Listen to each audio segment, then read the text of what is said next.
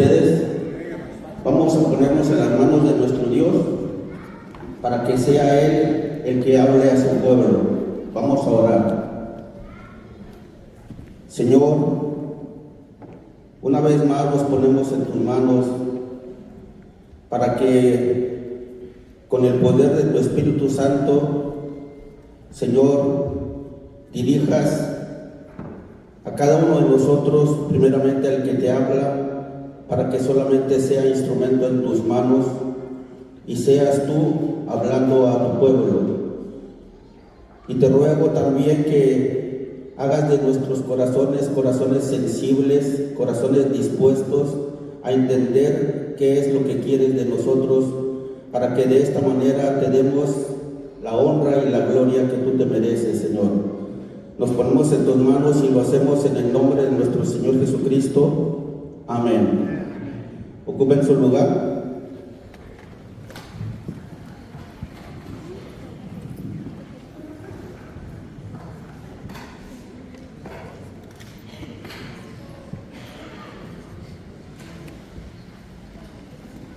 Les voy a invitar a abrir nuestras Biblias en Colosenses.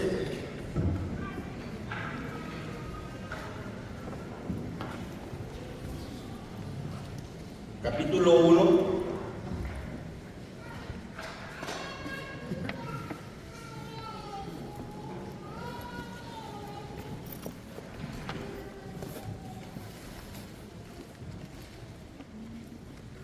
Y vamos a leer del versículo 12 al versículo 23.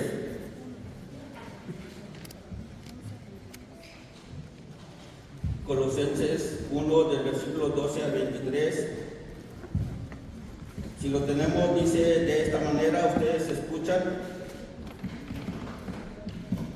Con gozo, dando gracias al Padre que nos hizo aptos para participar de la herencia de los santos en luz, el cual nos ha librado de la potestad de las tinieblas y trasladado al reino de su amado Hijo, en quien tenemos redención por su sangre, el perdón de pecados.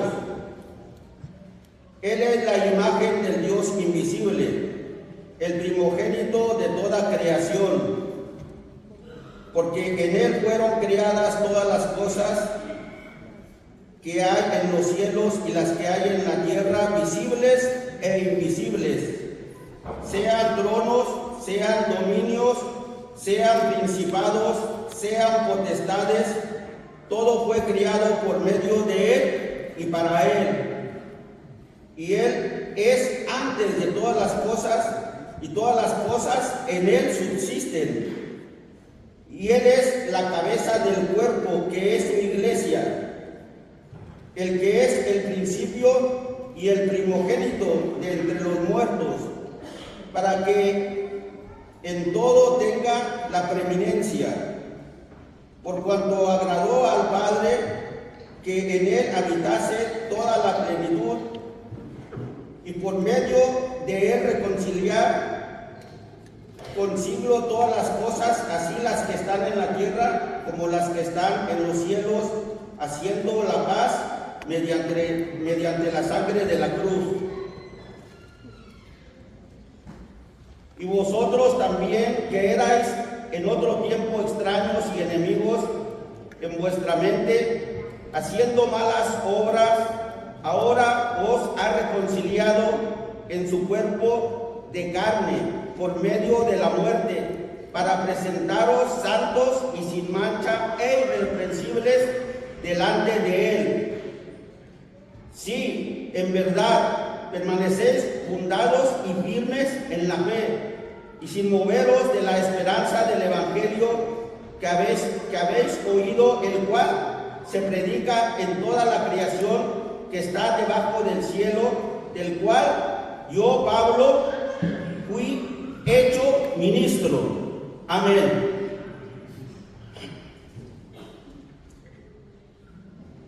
Esta carta la escribe el apóstol Pablo desde la prisión y se se la escribe a los colosenses. Se cree a través de la historia que el que llevó la carta fue Epafras, un ministro también del Evangelio, y la carta se escribió alrededor del año 60 o 63, y Colosas era una ciudad muy pequeña, pero muy próspera. Y la prosperidad les venía porque ellos fabricaban tintes, y esto les hacía producir mucho dinero. Por lo tanto, aunque era una iglesia pequeña, era muy próspera. Eran abundantes en todo, lo tenían todo. Y Pablo en esta carta principalmente les habla del Evangelio. Pero Pablo se encuentra con un problema. Al ser un pueblo, una ciudad, una iglesia, porque se la escribe a la iglesia, que lo tiene todo, que tiene prosperidad, que tiene bienes. A veces los bienes en abundancia nos pueden hacer perder el equilibrio, porque llegamos a pensar que las bendiciones materiales, que lo material es bendición de Dios. Y hermanos, la bendición de Dios no solamente viene por los bienes. Las bendiciones no solo vienen porque tienes casa, porque tienes carro, porque tienes una vida próspera. La bendición de Dios también viene por medio de la enfermedad, por medio de la necesidad, en medio del problema. Es más, la única manera que Dios nos mostró amor fue para muchos estudiosos, para muchos que quieren invalidar la muerte de cruz, dicen perdió. Porque murió, para la gente el morir es acabarse todo. Pero para nuestro Señor Jesucristo, el morir en la cruz, y lo dijo Pablo, el morir en Cristo Jesús es ganancia. Así es que las bendiciones no solamente vienen porque te va bien, porque tienes un buen trabajo, sino vienen porque decía el canto de nuestros hermanos, el último, todo gira alrededor de nuestro Señor Jesucristo. Mi iglesia, mi casa, mi familia, mi trabajo, todo gira alrededor de nuestro Señor Jesucristo. Pero siempre vamos a encontrar un pero en la Biblia. Jesús lo encontró cuando escribe a las 7 iglesias. Les decía, en esto los alabo, pero tengo algo en contra de ti. Y Pablo, como era ministro de nuestro Señor Jesucristo, también alabó todas las cosas buenas de Colosas. Pero Pablo encontró un pero. Y el pero era que en la iglesia, no en la ciudad, hermanos, en la iglesia había, le llaman los historiadores, había una herejía, le llamaban la herejía de Colosas. ¿Y por qué? ¿Por qué le llamaban herejía? ¿Y por qué se había infiltrado en la iglesia de los colosenses? Porque en la iglesia habían dejado entrar cosas místicas, cosas legalistas y también ideas del gnosticismo en la iglesia. Y ya sabemos que ninguna de las tres cosas son buenas ni agradables delante de Dios. El misticismo es lo oculto, el misticismo es lo cerrado. Y si lo queremos entender más, es lo que la gente allá afuera le llama sobrenatural. Podríamos decir más específico, cuando se mueve algo que no se tiene que mover. Y eso en Dios, eso en Cristo no solamente es bueno, sino no es agradable. Y se estaban introduciendo todo ese tipo de ideas. Había legalismo. Y el legalismo también no es bueno, hermanos. Porque el mismo apóstol Pablo lo vivió. Y lo escribe en una de sus cartas a los filipenses. Les dice: ¿hay alguien aquí que tenga de qué presumir?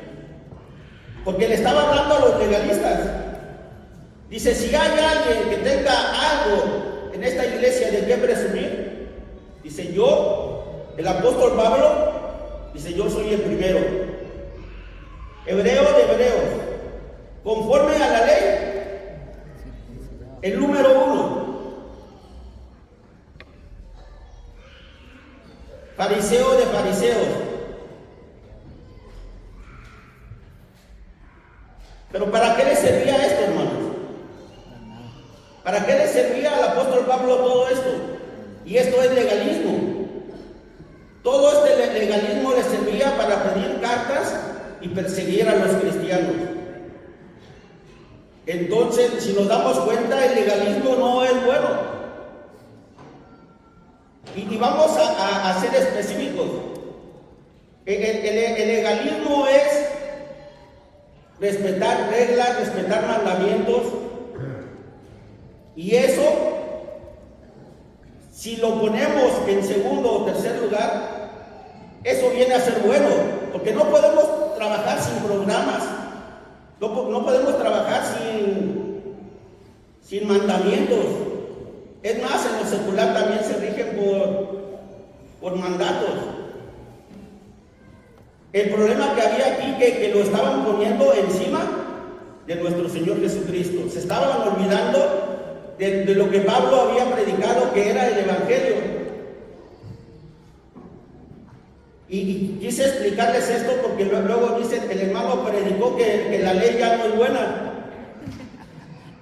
Nunca vamos a decir eso, hermanos, porque la ley es divina, la ley es de nuestro Señor Jesucristo. Es más, Él dijo: yo no vine a abolir, yo vine a cumplirla. Así es que es buena.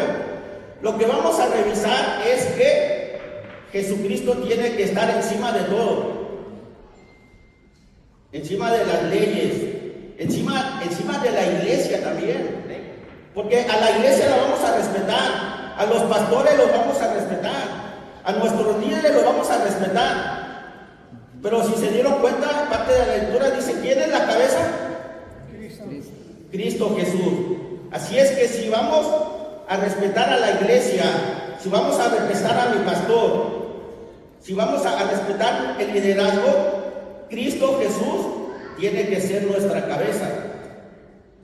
Si Jesús no es nuestra cabeza, y esto era lo que le molestaba al apóstol Pablo, que tenían diferentes formas de pensar, diferentes ideologías, y a Cristo cada vez lo estaban haciendo más pequeño y más pequeño, al grado de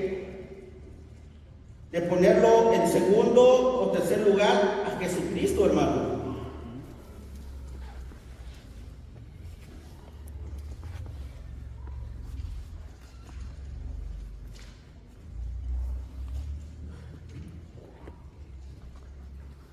Pablo sabía de este problema. Yo creo que el mismo Epafras le había comunicado todo lo que estaba aconteciendo. Y Pablo tenía bien especificado el problema que estaba aconteciendo en la iglesia de Colosas, o con los hermanos de esta ciudad, de esta iglesia. Y rápidamente vino a su mente el apóstol Pablo: hay muchos problemas, porque no era uno, hermanos, eran muchos problemas en la iglesia de Colosas.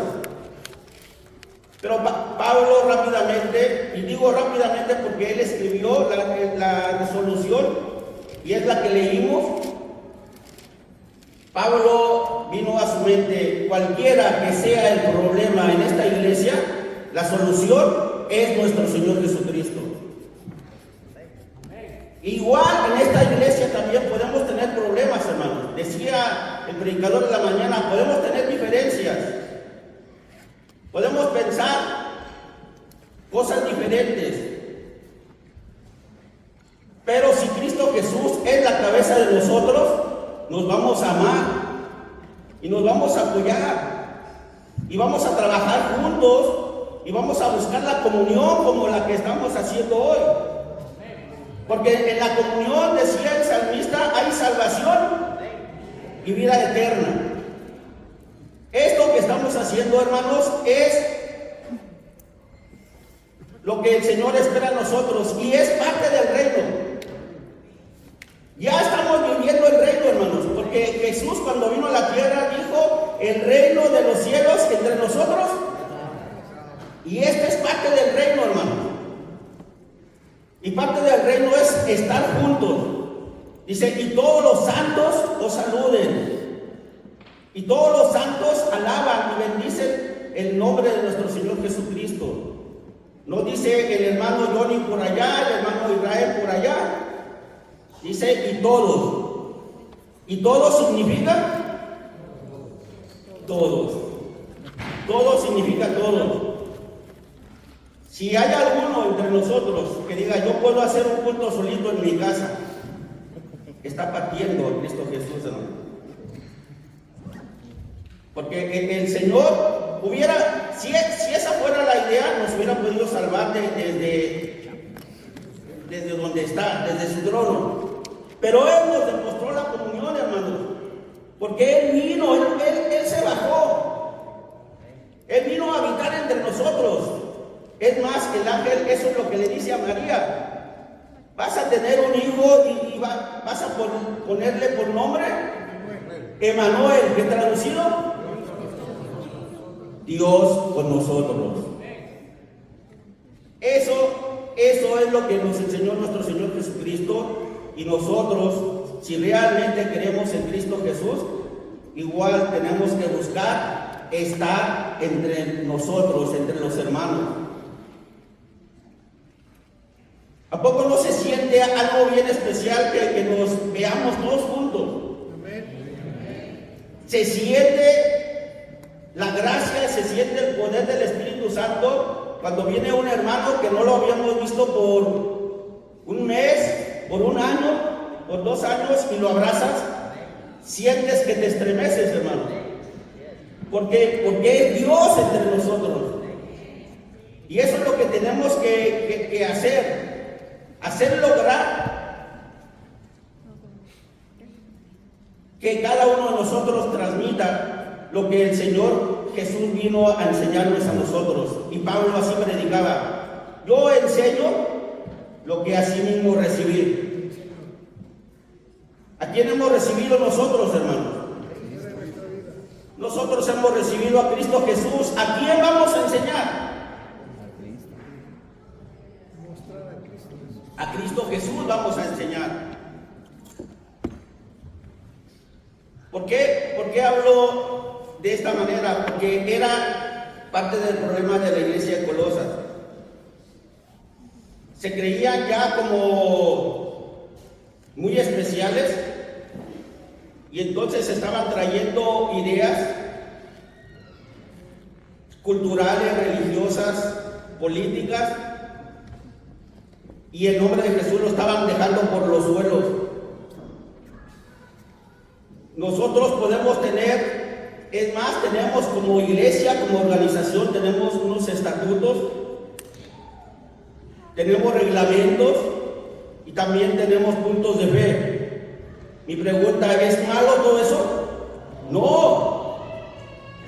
Los estatutos, los puntos de fe de nuestra iglesia los tenemos que obedecer como buenos cristianos.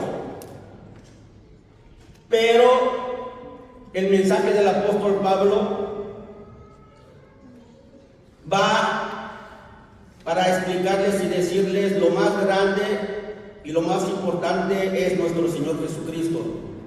Y Él es el Evangelio, hermano. Y yo creo que estoy entre hermanos que conocedores de la Biblia y todos sabemos qué es Evangelio. Y evangelios son buenas noticias. Y la buena noticia para el mundo, no solamente para nosotros, la buena noticia para el mundo es que Cristo vino.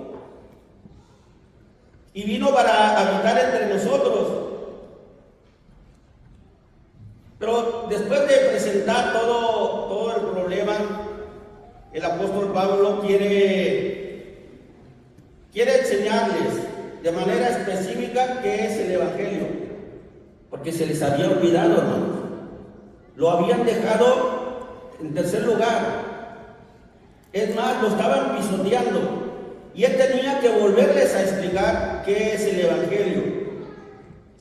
Y él empieza, no solamente la carta de Gálatas, sino todas sus cartas, empiezan con un buen deseo. Y el buen deseo y el saludo del apóstol Pablo en todas sus cartas es gracia y paz. En todas las cartas del apóstol Pablo saluda de esta manera: gracia y paz, porque es lo que tiene que habitar entre nosotros, es lo que se tiene que mover, la gracia de nuestro Señor Jesucristo, y la paz y la comunión entre todos nosotros. Por eso él siempre saludaba gracia y paz, porque es lo que se tiene que mover en su pueblo, es lo que se tiene que mover en la iglesia. Y empieza el texto que leímos, o la narración que leímos, empieza dándole gracias el apóstol Pablo al Padre. El versículo 12, Pablo le da gracias al Padre, porque el Padre es parte de la salvación, y le da gracias. Al igual que nuestro Señor Jesucristo, cuando andaba en la tierra, enseñó obediencia. Jesucristo, cuando anduvo en la tierra, decía: todo lo que yo hago, no lo hago por mí mismo, lo hago porque el Padre me envió. ¿Qué es eso, hermanos? Obediencia. Nosotros, como buenos cristianos, como buenos creyentes, si realmente creemos en Cristo Jesús, lo primero que tenemos que tener es obediencia a Cristo Jesús, al pastorado, al liderazgo, a nuestra iglesia. Tenemos que apoyarla, tenemos que defenderla, pero no olvidándonos que ¿quién es la cabeza? Jesucristo es la cabeza. Siempre tenemos que tener eso en mente. Pablo le da gracias al Padre, pero continúa y habla algo bien importante, hermanos. Los siguientes versículos hablan que Él nos libró de la potestad de las tinieblas y nos libró por medio de nuestro Señor Jesucristo. Él, al venir a la tierra, no solamente viene a enseñar, no solamente viene a sanar, sino viene a darnos salvación y vida eterna. Amén. En su sangre. Eso es lo que viene a hacer nuestro Señor Jesucristo, y el apóstol Pablo les explica a los colosenses: nos viene a liberar de las tinieblas para hacernos parte de su pueblo. Hay algunos textos que dicen: nos sacó de las tinieblas y nos trajo a su luz admirable. Y todos ya sabemos qué son las tinieblas. Y a mí me gusta preguntar, y quisiera que alguien de ustedes, o más de un hermano, dijeran: ¿qué es vivir en las tinieblas? Por lo menos uno o dos hermanos. ¿Qué es vivir en las tinieblas?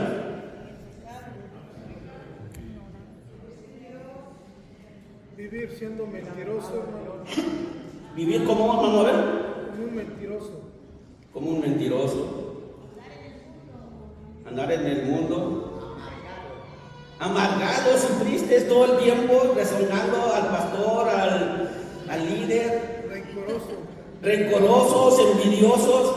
Qué bueno que ya lo estamos especificando más, porque primero dijeron por allá el pecado, pero el pecado no es uno.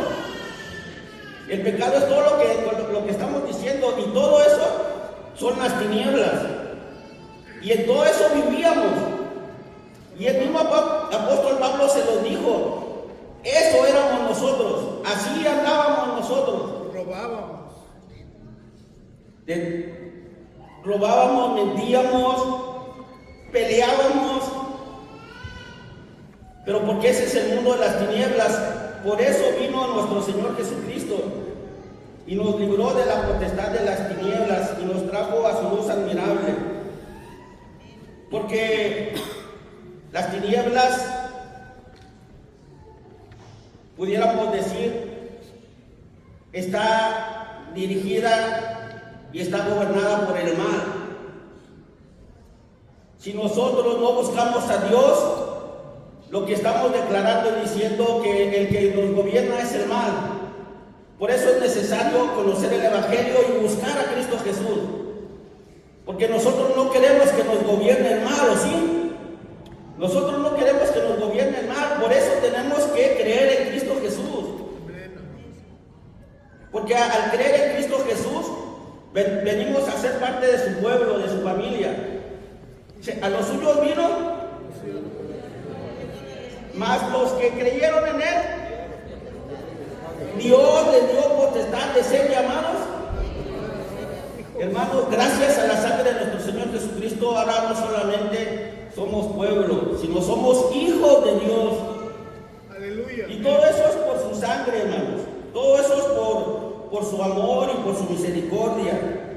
Porque Dios es grande y misericordioso para con nosotros. Y hay parte de la narración que leímos que dice que Él nos trasladó del mundo de las tinieblas al reino. Las palabras que ocupa el apóstol Pablo es: y Él nos trasladó de las tinieblas al reino de su amado Hijo. Cuando esta palabra se ocupaba en el Antiguo Testamento, porque es ahí donde se maneja más, era cuando un reino, un pueblo o un imperio iba y conquistaba a otro. El mismo Dios, cuando mandaba a sus reyes y dice: vayan a conquistar a los amorreos o a los jebuseos, ¿recuerdan cuál era la orden de Dios? Dice: acaben con todo, no dejen nada. Esa era la orden de Dios, pero para el mundo pagano, para el mundo sin Dios, era: traigan lo más bueno. Por eso Saúl dijo: me voy a llevar lo más bueno. Y el pueblo sin Dios sí lo hace, hermano. Conquista y traslada todo lo bueno, oro, plata, todo lo material lo llevan al pueblo que ganó, al pueblo que conquistó. Y Pablo les explica a esta iglesia de Colosas: nuestro Señor Jesucristo en su muerte y en su resurrección nos trasladó del reino de las tinieblas al reino de su amado Hijo. Eso es el Evangelio, esa es la grandeza, eso es lo que tenemos que creer, hermano. Que Él nos vino y nos liberó del pecado y de la maldad, pero no solamente eso, sino que nos trasladó, nos trajo a su reino. Habíamos dicho antes que el que nos gobernaba o el que gobierna a la gente sin Dios es el mal. O si le queremos poner el nombre, el diablo, Satanás. Pero no es Dios. Cuando no obedecemos a Dios, cuando no creemos en Dios, el que nos gobierna es el mal. Por eso Él se atrevió a dejar su trono. Por eso Él se atrevió a dar la vida por alguien que no valíamos nada, hermanos. Porque en otra carta el apóstol Pablo dice, aún siendo enemigos,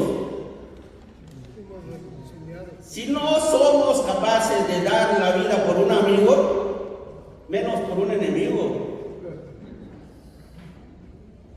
Y Jesús lo hizo, hermanos. Nosotros no éramos sus amigos. Nosotros no éramos agradables para Él. Pero en medio de todo lo que éramos nosotros, Él demuestra lo que decía el predicador de la mañana, su amor ágape. Y ya todos sabemos que el ágape es el amor de Dios, es el amor incondicional, no pone condiciones. Y esto nos debería de poner tristes, hermanos, porque en esto nos parecemos a los colosenses. Nosotros sí cuestionamos a la iglesia, cuestionamos al pastor, cuestionamos al sobrevenedor. Si realmente estamos en Cristo Jesús y lo que nos rige es el ágape, entonces debemos de caminar todos tomados de la mano y en comunión como estamos ahora. Si le hubiéramos buscado un pretexto para no venir, ¿lo hubiéramos encontrado, hermanos? Hermanos, somos bien rápidos para encontrar pretextos. Y hoy, este día, había muchos pretextos, hermanos, para quedarnos en casa. Pero vean, gracias al poder de nuestro Padre Celestial y de nuestro Señor Jesucristo, la iglesia está llena. Porque no buscamos pretextos, porque dejamos que el ágape nos dirigiera. Siempre tenemos que ser así, hermano. Porque si le queremos buscar pretextos, lo vamos a encontrar. Y lo malo de nosotros, como en el pueblo de Colosenses, que somos bien hábiles. Somos bien hábiles para buscar pretextos. No, Johnny, ese que estás pensando no va a estar bien, no funciona. Mejor ni lo hagamos. Rápido y le encontramos. Porque esto, el otro. En la mañana también decía que el predicador, que el Dios en el que creemos nosotros es el Dios de los imposibles. ¿Y por qué nosotros vemos siempre imposibilidades? Si el Dios de los imposibles está con nosotros. Es verdad que no lo vamos a entender a Él, pero tenemos que aferrarnos y abrazarnos a Cristo Jesús. ¿Ustedes creen que María entendía a Jesús cuando le dijo: María, llena eres de gracia, el Señor es contigo, bendita tú entre todas las mujeres? Porque había quedado encinta por el poder del Espíritu Santo. Y ella mismo dijo: pero ¿cómo, Señor? Si no conozco hombre. En otras palabras, no estoy casada. ¿Y cómo vienes a decirme que si estaba con un hombre, yo voy a tener un hijo? ¿Es posible esto, hermanos? No es posible, humanamente esto no es posible. Y hay otros ejemplos más, pero este es uno de los muchos ejemplos que Dios es Dios de los imposibles. Y ese texto, cuando el ángel le habla a María, lo dice: María, solo cree, porque el Dios que te ha escogido para que lleves en tu vientre a su hijo es el Dios de los imposibles. Y hermanos, ese Dios es el Dios de nosotros. Nosotros debemos de creer en Él. Y todo lo difícil que se venga o se interponga al frente o alrededor de nosotros, debemos de pensar que creemos en el Dios de lo imposible. Y lo debemos de trasladar a la iglesia. Nada nos debe detener. Lo debemos de trasladar a los matrimonios. No hay nada, si creemos en Jesús, no hay nada ni nadie que pueda separar un matrimonio. Ni a una iglesia, ni a una familia. Pero si creemos realmente en Cristo Jesús, Y si creemos que realmente Él es nuestro Rey, nuestro Señor y nuestro amigo, ahora pertenecemos al reino de Dios. Ahora pertenecemos al reino de nuestro Señor Jesucristo. En los versículos 15 al 20, Pablo presenta el verdadero evangelio.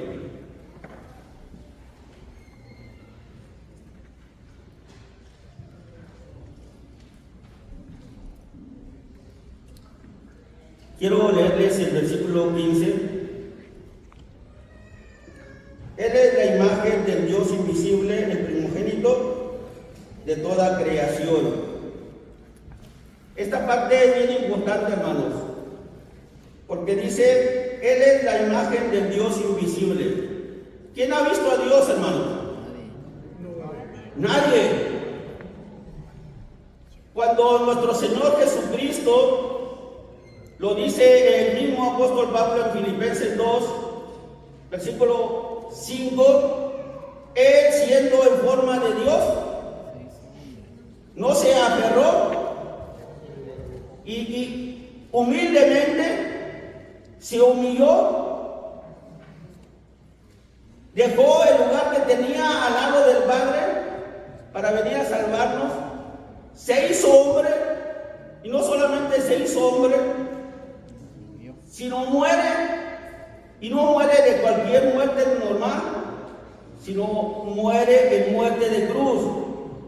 O sea, no solamente bajó y se hizo hombre, sino se humilló y se humilló y se humilló hasta lo más vil. Unas partes de la Biblia dicen que eso es ser maldito, pero Él se hizo maldito por culpa de nosotros, hermanos, porque eso lo deberíamos de haber padecido nosotros, pero él lo quiso padecer para que nosotros ahora tuviéramos esta oportunidad y ese privilegio. Y cuando vemos que es la imagen del Dios invisible ahora, y digo ahora, estoy trasladándome hasta el momento que escribía el apóstol Pablo. Muchos creyentes del primer siglo pudieron ver a nuestro Señor Jesucristo de manera visible. Es más, Felipe le dice, muéstranos al Padre. ¿Qué le dijo Jesús? Felipe, tanto tiempo que he estado con ustedes y me dices que te muestre al Padre. El Padre y yo, Él era la imagen visible del Dios invisible. Pero ¿qué era lo que estaban tratando de enseñar Pablo a los colosenses y ahora a nosotros? Porque Jesús ahora de manera visible ya no está, hermano. ¿O alguien ha visto a Jesús de manera visible? Pero lo podemos ver con nuestros amigos. En aquel momento Pablo decía, Jesús, el Hijo de Dios, es la imagen visible del Dios invisible. Pero ahora Jesús ya no está. Ahora, ¿quién es la imagen visible del Dios invisible, hermano? Nosotros somos la imagen visible de nuestro Señor Jesucristo. Tenemos una tarea bien grande. Tenemos un trabajo bien importante, que es que mi hermano vea a Cristo Jesús en mí. Y así lo tenemos que decir todos. Y me gustaría que toda la iglesia dijera, tengo que reflejar a Cristo Jesús en mí. Digámoslo. Reflejar a Cristo Jesús en mí. Ya no vivo yo, mas Cristo vive en mí. Es verdad que a veces hay algo que me molesta. Es verdad que a veces hay algo que no quiero hacer. Pero si Cristo Jesús me salvó, y salvó a Johnny, y salvó a Abel, y salvó a Israel, cuando mi hermano Johnny me digan esto ayuda, hermano, aquí estoy. Sin buscar pretextos, porque ya mencionábamos, lo vamos a encontrar. Y no busquemos pretextos, sino creamos que el Dios en el que creemos nosotros es Dios de los imposibles. Y siempre trabajar para nuestro Señor Jesucristo, siempre trabajar para su obra. Y siempre trabajar para traer más almas a su reino. Esa es la idea de que nosotros seamos la imagen visible del Dios invisible. Que gente que no le conozca pueda venir a los pies de nuestro Señor Jesucristo. Por lo tanto, si Él nos salvó, nos libró y nos trajo al reino de su amado Hijo, ahora conocemos que su evangelio empieza desde que Él está al lado del Padre, y lo dice Juan 1:1. En el principio era el Verbo, y el Verbo era con Dios, y el Verbo era Dios. Desde ahí, desde ese momento empieza el evangelio, diciendo que Jesús está al lado del Padre y que Jesús es divino. Pero este ser divino, que es el Hijo de Dios, Juan 1:14, ¿quién se lo sabe de memoria? Juan 1:14. El Verbo se hizo carne. Y el Verbo se encarnó. El ser divino que habitaba junto al Padre vino a la tierra y se hizo carne. Y se hizo carne para vivir entre nosotros. Ese es el evangelio.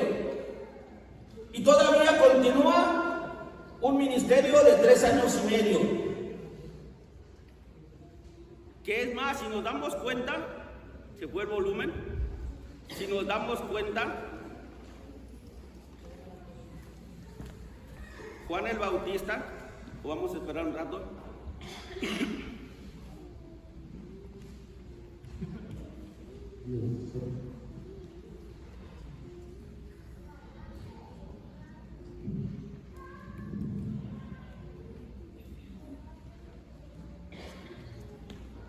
Es más, si nos damos cuenta, Juan el Bautista, que era un gran hombre, no solamente para el pueblo de Dios, sino un gran hombre para Dios mismo. En una parte de la Biblia dice que no hay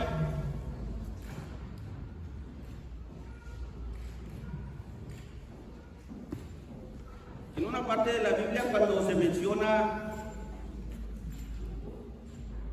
de Juan, se dice que no había otro hombre en la tierra como él.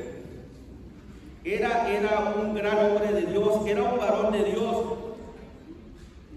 ¿Por qué les quiero decir esto, hermanos? Porque él, siendo varón de Dios y escogido para el servicio de Dios, él tuvo una duda, hermanos. Porque él vio que sanaba enfermos, sanaba leprosos, levantaba paralíticos, ayudaba, y aún así no lo creía. ¿Por qué digo que no lo creía, hermanos? Mandó a sus discípulos: vayan y díganle a Jesús de Nazaret quién es él. ¿Y cuál fue la respuesta de Jesús, hermanos? Díganle. Los muertos resucitan, los cojos caminan, los ciegos ven. Y hay una parte en Lucas que dice: el Espíritu de Dios ha venido sobre mí para ayudar, para sanar, para salvar. El Espíritu de Dios ha venido sobre nosotros, hermanos. Entonces tenemos que ayudar, sanar y siempre tenderle la mano al amigo. Porque el Espíritu ha venido sobre nosotros. Como vino con Isaías, como vino con Jesús, ahora ha venido con nosotros. Y ha venido para que seamos o vivamos en comunión y podamos ayudarnos unos a otros y podamos vernos como hermanos.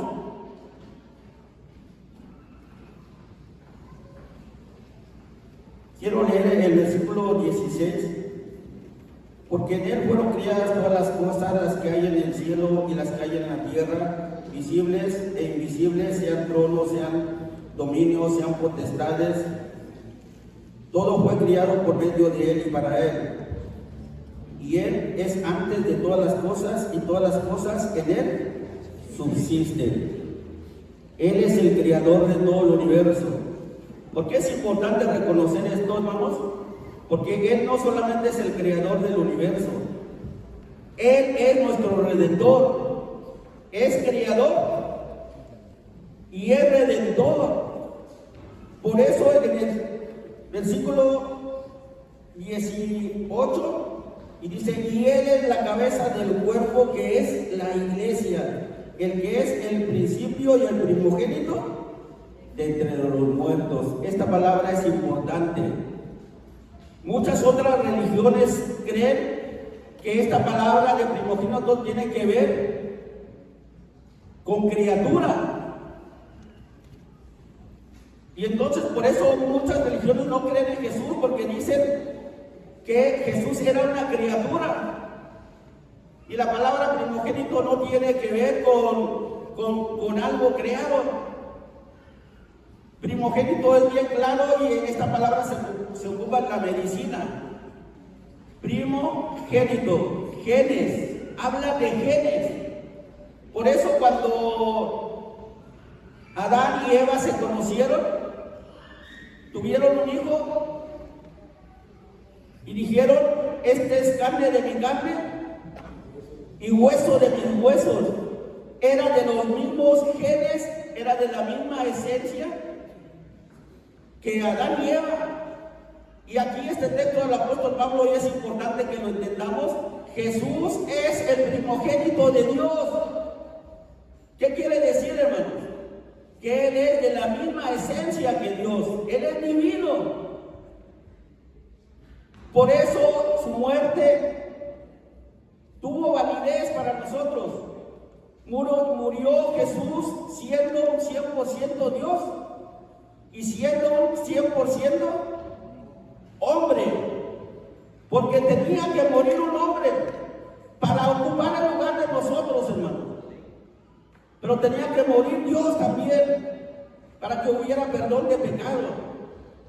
Y dice, Él es el primogénito, y no solamente en genes, no solamente en esencia, Él es el primero en todo. Él es el primero que nos amó, Él es el primero que nos buscó. Y aquí la parte que habla Pablo dice, Él es el primogénito de entre los muertos, porque Él resucitó. Porque por ahí se puede levantar un hermano, no, primero resucitó Lázaro. Lázaro revivió, pero volvió a morir. El primero en resucitar y ahora está vivo y está a la diestra del Padre es Jesús. ¿Qué quiere decir? Que Él es el primero en todo. Y ese es el mensaje del apóstol Pablo ahora para su iglesia. Primero en Colosenses y ahora en este lugar. Pablo nos dice, Jesús tiene que ser el primero en todo, en tu vida, en todo. Sobre tu iglesia, sobre tu familia, sobre tu matrimonio, sobre tus hijos. Y ese amén tiene que ser fuerte, hermano. Porque si no lo decimos, nos puede pasar lo que le pasó a Abraham. Abraham era un gran hombre de Dios, pero ¿qué hizo? Poner por encima de Dios a Isaac. Y rápidamente Dios se da cuenta, porque a Dios no lo podemos engañar. Dice, ve, y a tu único hijo, en otras palabras, a ese que amas más y que has puesto por encima de mí, velo y sacrifícalo. No esperemos que el Señor venga y nos regañe o nos jale las orejas, decía un ministro. Pongamos a Cristo Jesús por encima de todo. Porque si queremos que mi familia esté bien, ¿quién va a hacer que mi familia esté bien, hermanos? Jesús.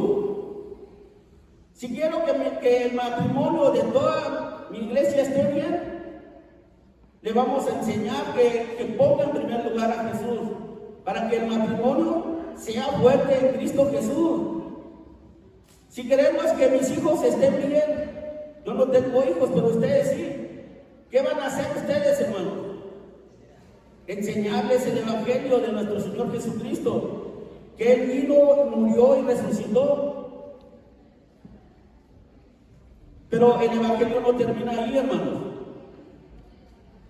Quiero que alguien vea y lea Hechos capítulo 1.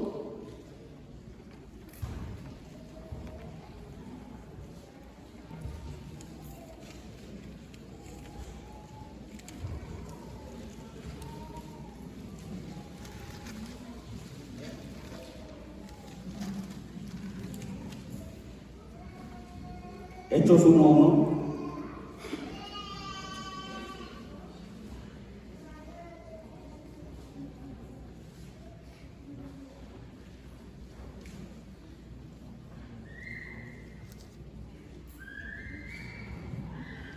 Hechos 1:1 dice: en el primer tratado, Teófilo, hablé acerca de todas las cosas que Jesús comenzó a hacer y a enseñar, todo lo que hizo en su ministerio.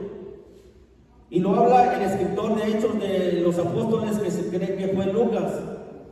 Dice, en mi primer tratado, ¿cuál era su primer tratado, hermanos, de este escritor? El Evangelio de Lucas.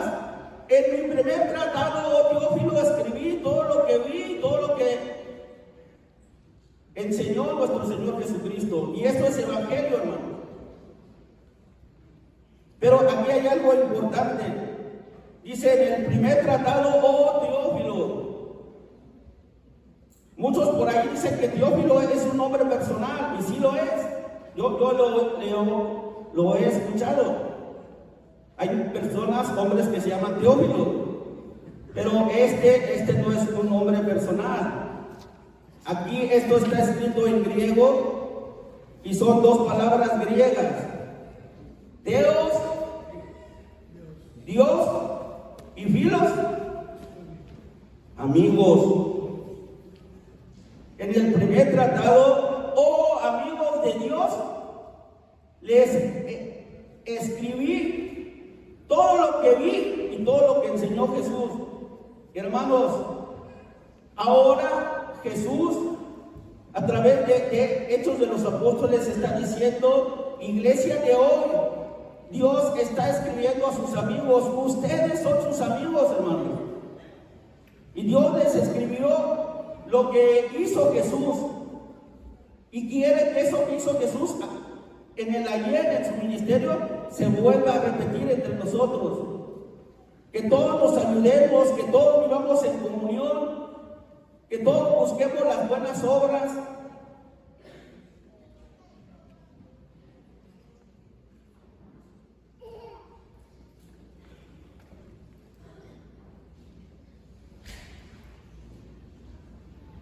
Quiero que vean el versículo 7 de aquí mismo de Hechos. Y les dijo: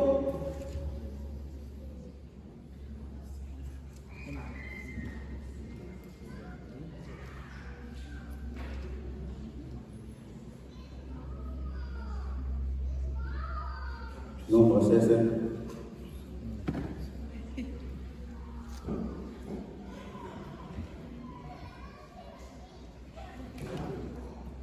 Es el versículo 9. Y habiendo dicho estas cosas, viéndolo ellos, fue alzado y le recibió una nube que le ocultó de sus ojos, y estando ellos con los ojos puestos en el cielo, entre tanto que él se iba, he aquí se pusieron junto a ellos dos varones con vestiduras blancas, los cuales también les dijeron: varones galileos, ¿por qué estáis mirando al cielo? Este mismo Jesús que ha sido tomado de vosotros al cielo, así vendrá como lo veis ir al cielo. Así como lo ven, le dijo a los discípulos, así como lo ven ir, así va a regresar. Y esto es el Evangelio completo, esta es la plenitud del Evangelio. Él estaba con el Padre, Él vino a vivir entre nosotros, Él nos enseñó cómo vivir como buenos cristianos, pero Él tuvo que regresar. Pero veamos dónde termina la plenitud del Evangelio, Apocalipsis 22:20. Es más, yo creo que se lo saben de memoria. El Maranata.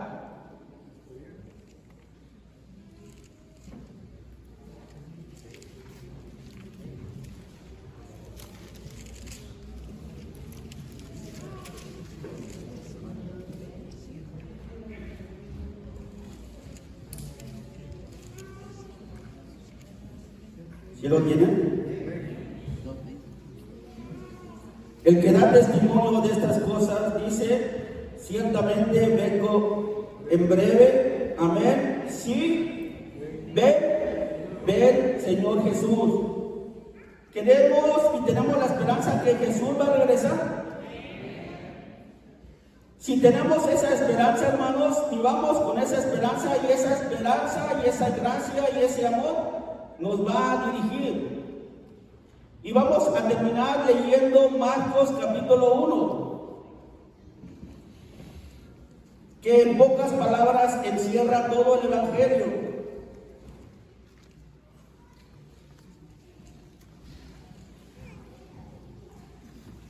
Y nos enseña la importancia del Evangelio.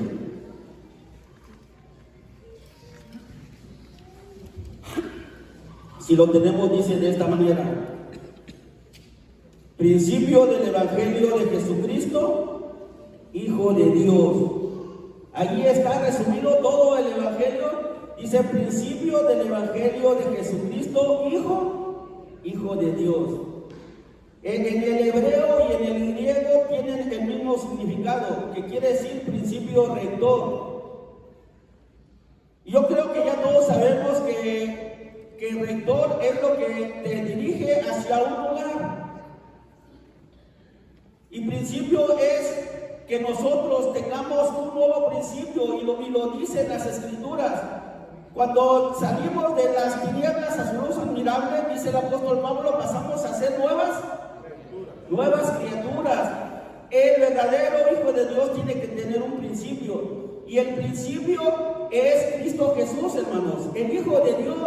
Y dice en el griego que es un principio rector. Rector es el que te rige, o lo que te rige. ¿Quién tiene que regir nuestras vidas, hermanos? Cristo Jesús. Pongámonos en las manos de Dios, y que Él dirija mi vida y la vida de cada uno de ustedes, para que nuestra iglesia, nuestra familia, nuestra casa sea una bendición de Dios. Que Dios les bendiga, hermanos.